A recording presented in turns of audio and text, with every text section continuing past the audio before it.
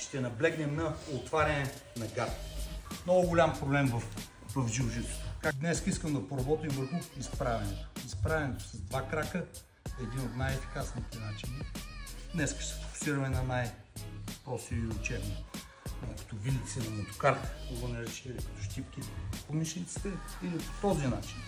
Ще не ги слагам на бицепса, където е трудно да го задържа, нито ги слагам на гърдите, където никакво влияние върху ръце. Искам да съм точно под мишници с цел да огранича движението.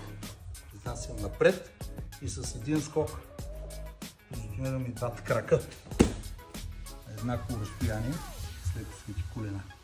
Там веднага изправям, все едно правим мъртва тяга. Тази е хубаво напред, тялото е назад. Ако съм успял да хвана колан, добре, поне мога да хвана панталоните, мога да хвана ръкав. Няма голямо значение, искам да се изправим и от тук с лакътчето на коляното, както разтърсвам, така и отбутвам.